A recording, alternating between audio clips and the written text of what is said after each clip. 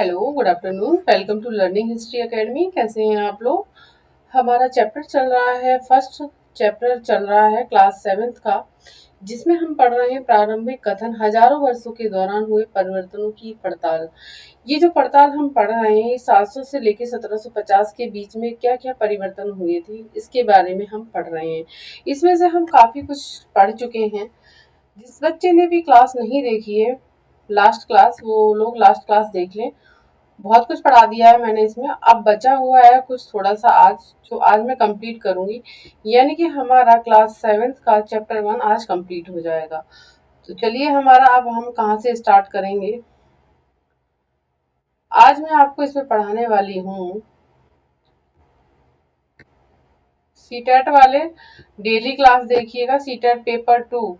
जिनके पास social science है वो लोग डेली क्लास देखें और प्लीज शेयर भी करते रहें क्लास को, ठीक है। चलिए, हमारी जो क्लास है वो शुरू होगी आज हमारी पुराने और नए धर्म।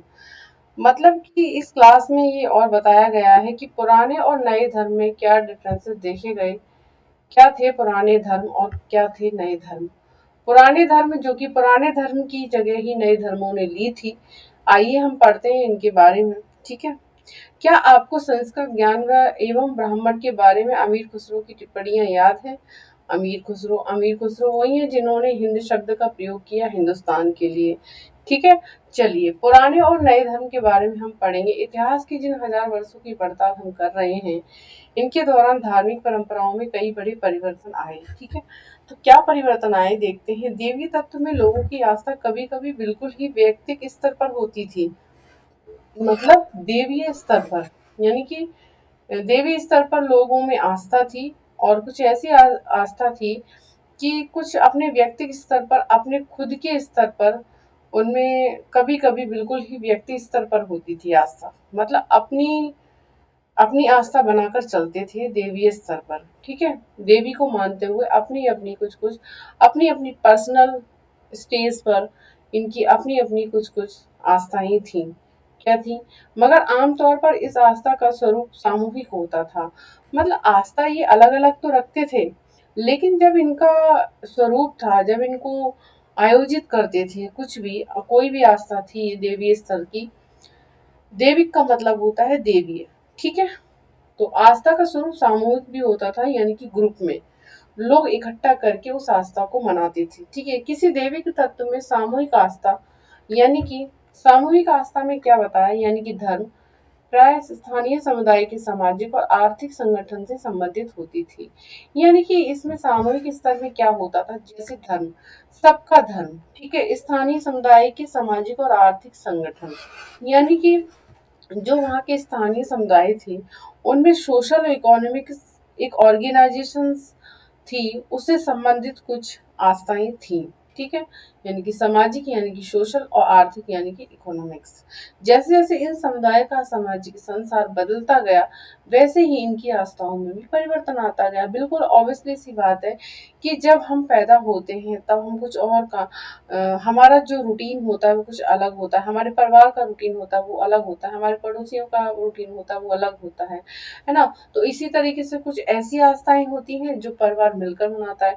कुछ ऐसी आस्थाएं होती हैं जैसे कि एक मोहल्ला बनकर इकट्ठा करके मनाता है ना, मानते हैं उन चीजों को। तो इसी तरीके से यहाँ पर भी बात की गई है। तो उन आस्थाओं में धीरे धीरे जैसे जैसे लोगों में चेंजिंग आई, जैसे जैसे भाषा में चेंजिंग आई, वैसे वैसे इन आस्थाओं में भी परिवर्तन देखने को मिले। अलग अलग ये परिवर्तन देखने को मिलते हैं। चलिए, यहाँ पर देखते हैं क्या परिवर्तन आया।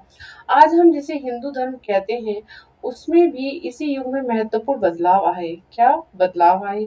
इन परिवर्तनों में से कुछ थे नए देवी देवताओं की पूजा, राजाओं द्वारा मंदिरों का निर्माण, और समाज में पुरोहित के रूप में ब्राह्मणों का बढ़ता महत्व तथा बढ़ती सत्ता आदि। तो इन आस्थाओं में क्या परिवर्तन आए? जब हिंदू धर्म, जैसे हमारा हिंदू धर्म ही ले लीजिए, तो इस युग में महत्वपूर्ण बदलाव आए। कैसे कैसे आए? जैसे नए देवी देवताओं की पूजा होना शुरू हुई।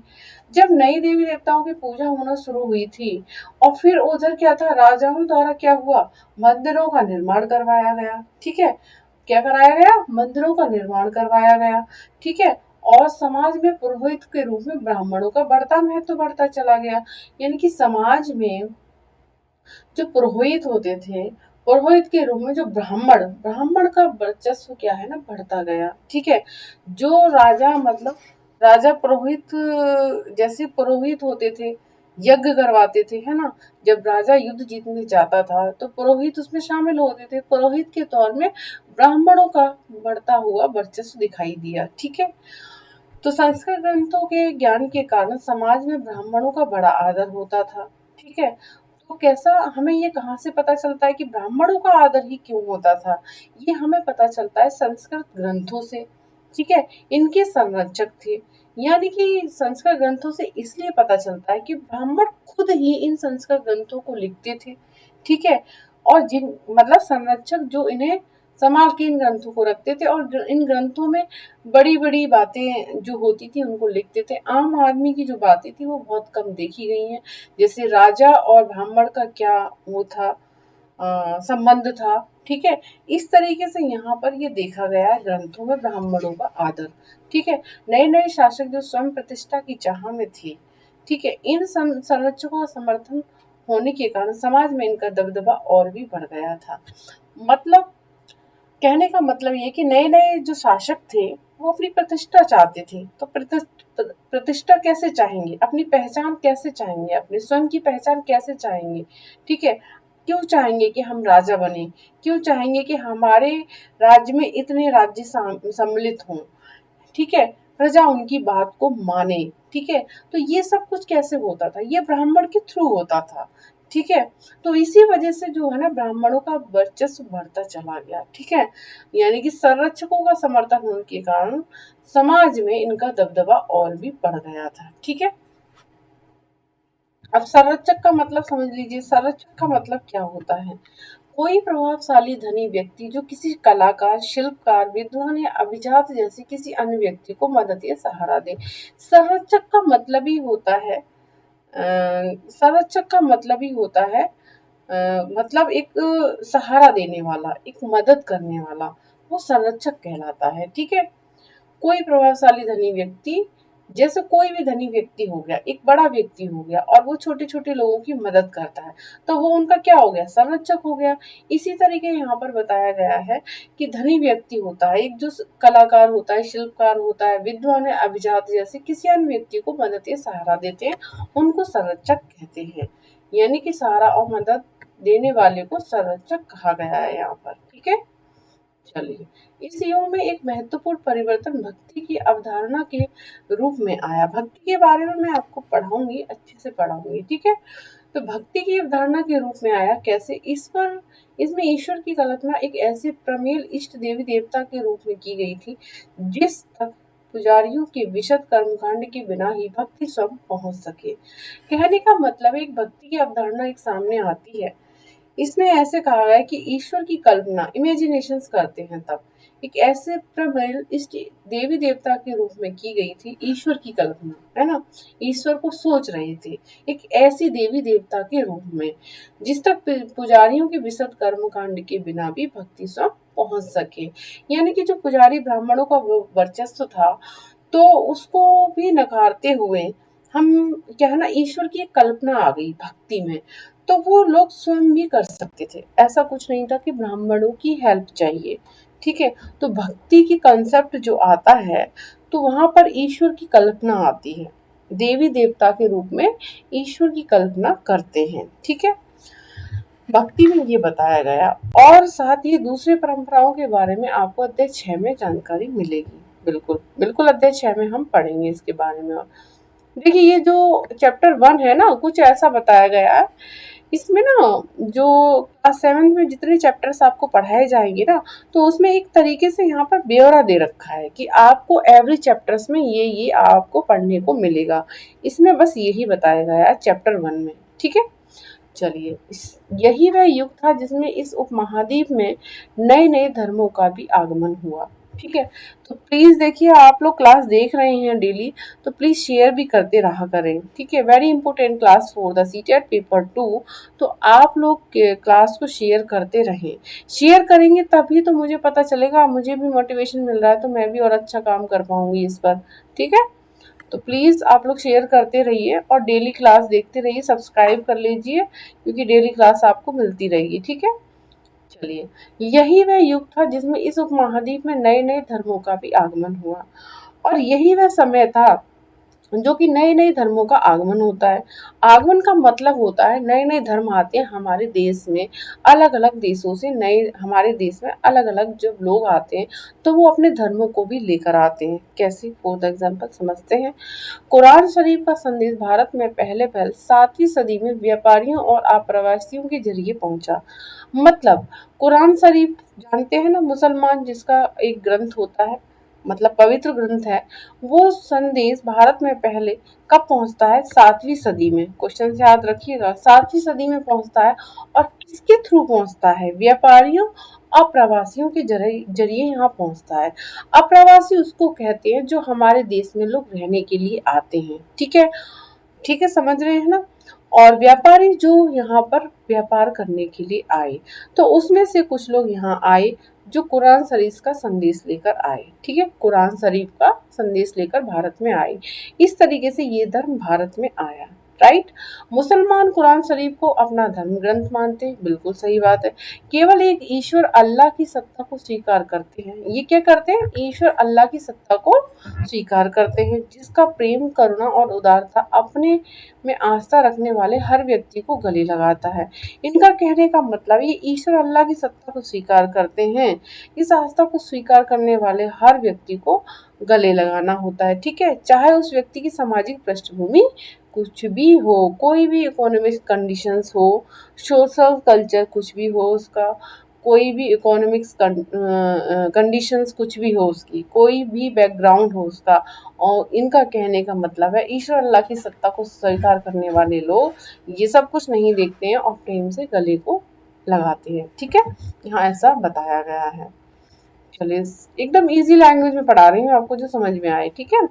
कई शासक इस्लाम और इनके विद्वान धर्मशास्त्रियों और न्याय शास्त्रियों अर्थात उलेमा को संरक्षण देते थे। अब यहाँ पर आता है कि मतलब मुसलमान में कई शासक थे जो इस्लाम और इनके विद्वान अर्थ, देखो, धर्मशास्त्रियों और न्याय शास्त्रियों, इनको क्या कहा गया है? उलेमा। उलेमाओं को संरक्षण देते थे, यानी कि अपने दरबार में इनको पनाह देते थे। किसको? उलेमाओं को। उलेमाओं में कौन कौन आते थे? न्याय शास्त्री जो न्याय करते थे, धर्मशास्त्री जो धर्म को मानते थे, राइट। समझ में आ रहा है। हिंदू धर्म की ही बात इस्लाम के अनुयायी भी अपने धर्म की अलग अलग तरह से व्याख्या करते थे, बिल्कुल सही। हिंदू धर्म जैसे करता है ना अपने धर्म की अलग अलग व्याख्या, वैसे ही इस्लाम के लोग करते हैं। मुसलमानों में कुछ शिया थे जो पैगंबर साहब के दामाद अली को मुसलमानों का विधि सम्मत नेता मानते थे, ठीक है। कहने का मतलब है कि मुसलमानों में दो ग्रुप थे, एक शिया और सुन्नी। तो शिया क्या थे? शिया जो पैगंबर साहब थे जिन्होंने इस्लाम धर्म की स्थापना की थी, किसने की थी? पैगंबर साहब ने। तो उनके दामाद थे अली, उनका नाम क्या था? अली, ठीक है। तो अली की ही शिक्षाओं को मानते थे। जो सिया थे ना वो अली की शिक्षाओं को मानते थे, ठीक है। और कुछ सुन्नी थे जो खलीफाओं के प्रभुत्व को स्वीकार करते थे। अब खलीफाओं का जिक्र यहाँ पर कैसे किया गया है? जब पैगंबर साहब की मृत्यु होती है तो एक उन्होंने एक पद स्वीकार करा बाद में लोगों ने, उसको खलीफा कहा गया। क्या कहा गया? खलीफा कहा गया। उन अलग अलग खलीफाओं ने पद ग्रहण किया था। तो वो कुछ सुन्नी थे जो खलीफाओं को मानते थे और शिया थे जो पैगंबर साहब के दामाद अली की शिक्षाओं को मानते थे, ठीक है। तो इस्लाम के आरंभिक दौर में इस धर्म का नेतृत्व करने वाले खलीफा कहलाते थे। तो इस्लाम के आरंभिक दौर में इस धर्म का नेतृत्व करने वाले, देखो मैंने अभी बताया था ना, इस्लाम का नेतृत्व करने वाले जो इस्लाम के नेता थे उनको क्या कहते थे? खलीफा, ठीक है। और आगे भी इसकी परंपरा चलती रही, ऐसे ही परंपरा चलती रही। इस्लामी न्याय सिद्धांत विशेषकर भारत में हनफी और सभी ऐसे सिद्धांत हैं। अब इस्लामी न्याय सिद्धांत के अंतर्गत कौन से दो सिद्धांत आते हैं? देखिए, दो सिद्धांत आते हैं भारत में, हनफी और शफी। इस्लामी न्याय सिद्धांत है। अगर क्वेश्चन आता है कि हनफी और सफी क्या है, तो हनफी और सफी सिद्धांत हैं, इस्लामी न्याय के सिद्धांत हैं, ठीक है, याद रखिएगा ऐसे, ठीक है। समझ में आ रहा है? कमेंट करके बताते रहिए, ठीक है। विभिन्न परंपराओं में भी कई महत्वपूर्ण अंतर रहे हैं। ऐसे ही धर्म सिद्धांतों तथा रहस्यवादी विचारों को लेकर विभिन्नताएं देखने को मिलती हैं, ठीक है।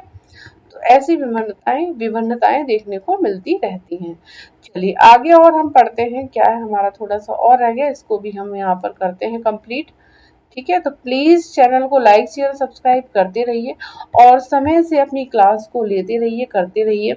और कुछ समझ में नहीं आ रहा है तो मैम को प्लीज कमेंट करके बताइए, तभी मैम समझ पाएंगी। ठीक है, तो इसी तरीके से मैंने क्लास 6 के एनसीईआरटी के नोट्स भी बनाने चालू कर दिए हैं, तो वो भी आपको समय से मिल जाएंगे। ठीक है, तो देखिए मैं लाइन टू लाइन इसलिए बताती हूँ क्योंकि एग्जाम में कोई भी लाइन ऐसी कहीं से भी ऐसा कोई लाइन ना छूट जाए कि वहीं से ही क्वेश्चंस आ जाए। तो इसीलिए मैं लाइन टू लाइन आपको पढ़ाकर चल रही हूँ कि आपके क्वेश्चंस बन सकें, यहाँ से बने तो आपके क्वेश्चंस आए तो आप उनको सॉल्व कर पाएं। ठीक है, चलिए समय और इतिहास के कालखंडों पर विचार कीजिए। समय और इतिहास के कालखंड। ठीक है, इतिहासकार समय को केवल घड़ी या कैलेंडर की तरह नहीं देखते, यानी कि केवल घंटों, दिनों या वर्षों के बीतने के रूप में ही नहीं देखते।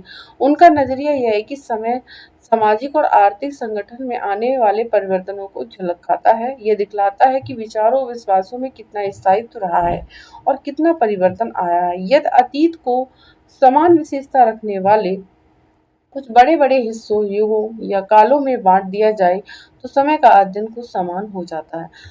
कहने का मतलब है, जब इतिहासकार होते हैं ना, वो किस तरीके से इतिहास की स्टडी करते हैं, किस तरीके से इतिहास के बारे में जानते हैं। प्राचीन काल के बारे में जैसे हमने लास्ट क्लास में पढ़ा था कि हड़प्पा की सभ्यता कैसे हुई थी, खोज कैसे हुई थी, हड़प्पा सभ्यता कहाँ पर थी, तो ये सब कुछ कैसे पता करते हैं इतिहासकार। देखिए इतिहासकार ना केवल समय को केवल घड़ी नहीं मानते हैं, ना ही कैलेंडर की तरह देखते हैं और ना ही घंटे, दिन या वर्षों के बीतने के रूप में देखते हैं। वो क्या करते हैं कि उनका नजरिया क्या है, जैसे सोशल और आर्थिक संगठन में आने वाले परिवर्तन को देखते हैं। क्या समाज में क्या परिवर्तन हुए, क्या आर्थिक संगठन हुए लोगों ने, जब जैसे कि हमने अभी इसमें इसमें ही क्लास में पढ़ा था कि सिंचाई के लिए रहट का प्रयोग हो गया था शुरू। तो सिंचाई क्या हो गई थी, अच्छी हो गई थी खेतों में। जब सिंचाई अच्छी होने लगी तो खेतों में फसल अच्छी होने लगी थी। ठीक है, ऐसे परिवर्तन आते हैं। ठीक है, तो क्या होता है, फिर क्या होता है, अतीत को समान विशेषता रखने वाले, अब इतिहासकार क्या होता है ना कि जब जब ये समाज में जब कुछ चेंजेस देखे गए हैं, कब से कब तक देखे गए हैं, ठीक है, तो उनको क्या करते हैं, ये उस युग को वो काल में बांट लेते हैं अध्ययन की दृष्टि से, कि फिर अध्ययन करने में एक आसानी होती है। जैसे कि हम अध्ययन करते हैं ना, तो हम अपने इतिहास को कैसे बांटते हैं, एंशियंट हिस्ट्री है ना, मिडिवल हिस्ट्री, मॉडर्न हिस्ट्री, या फिर प्रागैतिहासिक काल को कितने भागों में बांटा है, ऐतिहासिक कालों को कितने। तो हम ये सब क्यों बांटते हैं, इतिहासकार इन चीजों को बांट के क्यों करता है अध्ययन, क्योंकि इजिली अध्ययन हो जाता है अध्याय का। ठीक है, नहीं तो सारा घोच पोच हो जाएगा, समझ में ही नहीं आएगा। हम क्यों इस मतलब डेट को डिवाइड करते हैं, डेट देखते हैं कि इस डेट में ये घटना घटी, इस डेट में ये घटना घटी। फॉर द एग्जाम्पल, जैसे कि इसी चैप्टर में बताया गया है कि इस क्लास में, क्लास 7th में जो हम स्टडी करेंगे वो 700 से लेकर 1750 के बीच में करेंगे। ठीक है, तो इसीलिए वो क्या करता है ना, काल युग में बांट लेता है। फॉर द एग्जाम्पल, जैसे कि 19वीं सदी के मध्य में अंग्रेज इतिहासकारों ने भारत के इतिहास को 3 युग में बांटा था। तो सबसे पहले हमारे जब मध्य में जब अंग्रेज आए भारत में, अंग्रेज कब आए, 19, अंग्रेज पहले ही आ गए थे। ठीक है, 19वीं सदी से पहले आए थे। लेकिन यहाँ बात की गई कि 19वीं सदी में इतिहासकारों ने, अंग्रेज इतिहासकारों ने भारत के इतिहास को हिंदू, मुस्लिम और ब्रिटिश 3 इसमें बांटा। हिंदू, मुस्लिम और ब्रिटिश। पहले हिंदू थे यहाँ, फिर मुस्लिम आए, फिर ब्रिटिश आए। ऐसे विभाजन किया था भारत का, किसने, अंग्रेज के इतिहासकारों ने। ठीक है, चलिए और आगे देखते हैं। इस इतिहास पर आधारित था कि शासकों का धर्म ही एकमात्र महत्वपूर्ण ऐतिहासिक परिवर्तन होता है। इन्होंने ये इस तरीके से बांटा था कि शासकों का धर्म हिंदू, मुस्लिम, अंग्रेज इस तरीके से बांटा था, और अर्थव्यवस्था, समाज और संस्कृति में और कोई भी महत्वपूर्ण बदलाव नहीं आता। इस दृष्टिकोण में इस उपमहाद्वीप की अपार विविधता की भी उपेक्षा हो जाती थी। ठीक है, तो इसकी भी कहीं ना कहीं उपेक्षा देखी गई है। इस इस काल विभाजन को आज बहुत कम इतिहासकार ही स्वीकार करते हैं। मतलब जो ये काल विभाजन अंग्रेजों ने किया था ना, इसको कम स्वीकार करते हैं हमारे इतिहासकार। ठीक है, अधिकतर इतिहासकार आर्थिक, सामाजिक कारकों के आधार पर ही अतीत के विभिन्न कालखंडों की विशेषताएं तय करते हैं। किस पर? आर्थिक और सामाजिक। ठीक है, क्या क्या आर्थिक चेंजेस आए, क्या क्या सोशल कल्चर में क्या क्या चेंजेस आए, उसके आधार पर इतिहास को बांटा है। ठीक है, पिछले साल आपने जो इतिहास पढ़े थे उसमें प्राचीन समाजों के कई प्रकारों का समावेश था। देखो, प्राचीन काल में किस तरीके से इतिहास को इन्होंने देखा, देखो यहाँ पे बताया गया है। जैसे कि अगर प्राचीन काल को इन्होंने पढ़ा तो जैसे कि प्राचीन काल में क्या क्या देखने को मिला, जैसे कि शिकार संग्राहक, प्रारंभिक दौर के कृषिकर्मी, शहरों और गांवों के निवासी, और प्रारंभिक दौर के राज्य और साम्राज्य। देखो, इतने सारे चीजों के बारे में इन्होंने यहाँ बताया है कि जो इतिहासकार, कुछ इतिहासकार हमारे हुए, उन्होंने इस तरीके से प्राचीन काल को देखा। ठीक है, इस तरीके से, न कि उस तरीके से कि हिंदू, मुस्लिम और ब्रिटिश। ठीक है, इस तरीके से प्राचीन काल को, युग को उन्होंने इस तरीके से सोशल और इकोनॉमिक्स तौर पर डिवाइड करके इस तरीके से स्टडी की। इस साल आप जो इतिहास पढ़ेंगे उसे प्राय मध्यकालीन इतिहास कहा जाता है। मतलब अभी जो हम इतिहास पढ़ेंगे क्लास 7th में, इसी अध्याय उसको हम मध्यकालीन इतिहास कहेंगे। ठीक है, इसमें आपको कृषक समाजों के विस्तार, क्षेत्रीय और साम्राज्यिक राज्यों के उदय, कभी कभी तो ग्रामवासियों और वनवासियों की कीमत पर, प्रधान धर्मों के रूप में हिंदू धर्म, इस्लाम धर्म के विकास और यूरोप से व्यापारी कंपनियों के आगमन के बारे में और विस्तार से जानकारी मिलेगी। मतलब हम देखो, मैंने बताया ना क्लास, ये फर्स्ट चैप्टर ये क्या है, ये सब कुछ बता रहा है कि हम आगे क्या पढ़ने वाले हैं। अब देखो किस तरीके से पढ़ेंगे हम, डिवाइड करके हम इस जो क्लास में, क्लास 7th में जो पढ़ेंगे वो मध्यकालीन इतिहास के बारे में पढ़ेंगे। और कैसे पढ़ेंगे? कृषक समाजों का विस्तार कैसे हुआ, वहाँ का जो क्षेत्र था वो कैसा था, साम्राज्यिक राज्यों के उदय कैसे हुए। ठीक है, उदय राज्य जब बनता है तो कैसे बनता है, वहाँ के ग्रामवासी, वहाँ के वनवासी, वन में रहने वाले। ठीक है, और धर्म उनका, हिंदू धर्म, इस्लाम धर्म का डेवलपमेंट कैसे हुआ हमारे भारत में, और फिर जब यूरोप से व्यापारी आए और फिर कंपनी के आगमन तक के बारे में हम पढ़ेंगे। कंपनी का मतलब होता है अंग्रेजों ने किस तरीके से यूरोप से, कैसे कंपनियां आई थी हमारे देश में व्यापार करने के लिए, यहाँ तक हम ऐसे पढ़ेंगे। तो इस तरीके से डिवाइड किया था, न कि वैसे कि हिंदू, मुस्लिम और ब्रिटिश जैसे अंग्रेजों ने हमारे भारत के इतिहास को डिवाइड किया था, वैसे कुछ नहीं पढ़ेंगे हम। ठीक है, तो ऐसे ऐसे हम पढ़ेंगे इसमें।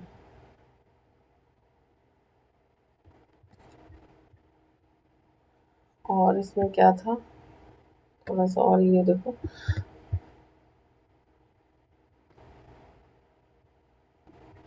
भारत के इतिहास के हजार साल अनेक बदलावों के साक्षी रहे हैं। आखिर 16वीं और 18वीं शताब्दी 8वीं या 11वीं शताब्दी से काफी भिन्न थी। बिल्कुल, 16वीं और 18वीं शताब्दी कहाँ है और 8वीं या 11वीं शताब्दी कहाँ है? 16वीं 18वीं शताब्दी में तो हमारा देश आजाद हुआ था, है ना, ये सब अंग्रेज था, अंग्रेज का जमाना था उस समय। ठीक है, 16वीं 18वीं शताब्दी क्या रहा, अंग्रेजों का जमाना था उस समय। 8वीं और 11वीं शताब्दी में हम क्या देखते हैं, यही था, मुगल वगैरह ये सब देखते हैं हम। ठीक है, तो बहुत कुछ भिन्नता थी। इसलिए इस सारे काल को एक ऐतिहासिक इकाई के रूप में देखना समस्याओं से खाली नहीं है। फिर मध्यकाल की तुलना प्राय आधुनिक काल से की जाती है। आधुनिकता के साथ भौतिक उन्नति और भौतिक प्रगति का भाव जुड़ा हुआ है। ठीक है, इससे आशय यह निकलता है कि मध्यकाल में रूढ़िवादी था और उस दौरान कोई परिवर्तन हुआ ही नहीं था। लेकिन हम जानते कि ऐसा नहीं हुआ था, ऐसा नहीं था, हर जगह परिवर्तन हुआ था, हर समय में परिवर्तन हुआ था। परिवर्तन हुआ था तो तभी तो समय आगे बढ़ा था, प्राचीन से मध्यकाल में आए, फिर मध्यकाल से आधुनिक में आए। ठीक है, इन हजार वर्षों के दौरान इस उपमहाद्वीप के समाजों में प्राय परिवर्तन आते रहे और कई क्षेत्रों की अर्थव्यवस्था तो इतनी समृद्ध हो गई थी कि उसने यूरोप की व्यापारी कंपनियों को भी आकर्षित करना आरंभ कर दिया था। कहने का मतलब है कि हमारे देश की जो क्षेत्रों की अर्थव्यवस्था थी, इकोनॉमिक कंडीशन जो थी, वो इतनी डेवलप हो गई थी कि यूरोप के जब व्यापारी शुरू शुरू में एक दो आए तो फिर उनसे ना लाता तांता लग गया था हमारे देश में। यूरोप की व्यापारी कंपनियां आने लगी और आकर्षित होने लगी, है ना। जैसे कि कपास, कपास का उत्पादन देखा उन्होंने, कपड़ों का उत्पादन देखा उन्होंने, मसालों का उत्पादन देखा उन्होंने। तो वो लोग क्या थे ना, यूरोप की व्यापारी कंपनी हमारे देश में आकर्षित होने लगी आने के लिए। इस पुस्तक को पढ़ते समय आप परिवर्तन के चिन्हों तथा यहाँ सक्रिय ऐतिहासिक प्रक्रियाओं पर ध्यान देते चले और जब भी संभव हो इस पुस्तक में आप जो पढ़ रहे हैं उसकी तुलना आप पिछले वर्ष से पढ़ी हुई बातों से करने की कोशिश करें। बिल्कुल सही बात है, जितना हम पिछले पढ़ के आ चुके हैं तो वो अगर हम पढ़ रहे हैं इस, जैसे हम क्लास 7 की बुक को पढ़ रहे हैं तो क्लास 6 को भी रिलेट करके हम पढ़कर चलेंगे आगे, राइट। तभी हमारे क्वेश्चन अच्छे बन पाएंगे और हम इतिहास को अच्छे समझ पाएंगे। जहाँ भी संभव हो ये देखें कि कहाँ बदलाव हुए हैं और कहाँ नहीं। और आज आपने अपने आसपास की दुनिया पर नजर डालकर भी देखें कि और भी क्या कुछ बदलाव है या वैसा ही रहा है, ठीक है। ऐसा नहीं है, बदलाव होते रहे हैं, ठीक है। तो ये बस इसमें कुछ नहीं है, ठीक है। हमने जैसे 20 शब्द दे रखा है यहाँ पर, पांडुलिपि के बारे में हमने पढ़ा, जाति के बारे में हमने पढ़ा, क्षेत्र क्या था, काल विभाजन क्या था, ये सब हमने पढ़ लिया था, पहले भी पढ़ा था इसके बारे में, ठीक है। तो इस तरीके से ये चैप्टर आज कंप्लीट हुआ आपका। कहाँ कहाँ से क्वेश्चन बनेंगे मैंने बताया आपको, ठीक है। तो इस चैप्टर में कुछ ऐसा खास था नहीं, इसमें बस यही बताया गया था कि हम आगे आने वाले चैप्टर्स में, जैसे फर्स्ट चैप्टर में ये बताया गया कि जितने भी क्लास 7 के चैप्टर्स हम पढ़ेंगे, सेकंड, थर्ड, फोर्थ, 5, 6, जितने भी चैप्टर हम पढ़ेंगे उसमें हमें क्या क्या देखने को मिलेगा, क्या क्या हम पढ़ेंगे, कितने परिवर्तन हुए हैं अलग अलग चैप्टर में, क्या क्या बात बताई गई है। और ये जो चैप्टर्स हैं, मतलब जो क्लास 7 जो एनसीईआरटी है, इसमें हम मध्यकाल के बारे में पढ़ेंगे और आधुनिक की तरफ बढ़ेंगे, ठीक है। यही सब बताया गया है, यानी कि हजारों वर्षों के दौरान हुए परिवर्तन की पड़ताल, ठीक है। तो इस तरीके से हमने आज ये चैप्टर कंप्लीट करा और कल हम लेकर आएंगे चैप्टर 2। बड़ा ही रोमांटिक, बड़ा ही आनंदित है वो चैप्टर, ठीक है। बहुत ही अच्छा चैप्टर है वो, बहुत ही मजा आएगा पढ़ने में। तो आप लोग प्लीज लाइक, शेयर, सब्सक्राइब करते रहें चैनल को, ठीक है। इतना तो कर ही सकते हैं मैम के लिए कि शेयर करें, जो बच्चे हैं, न्यू स्टूडेंट्स हैं, इससे जुड़ेंगे तो उनके लिए भी क्लास काफ़ी बेनिफिशियल रहेगी, ठीक है। और आपके लिए भी, आप डेली देखेंगे तो कोई ना क्वेश्चंस यहाँ से बनेंगे, क्योंकि 15 क्वेश्चन सीटेट में देखने को मिलेंगे आपको यहाँ से, एनसीईआरटी हिस्ट्री से। तो पढ़ लीजिए, अपने नंबर सुनिश्चित कीजिए यहाँ से, ठीक है। और मैम से कोई भी मोटिवेशन चाहिए, कुछ भी गाइडेंस चाहिए तो आप मुझे कमेंट करके बताइए, ठीक है। तो मैं आपको कमेंट के थ्रू बताऊंगी, ठीक है।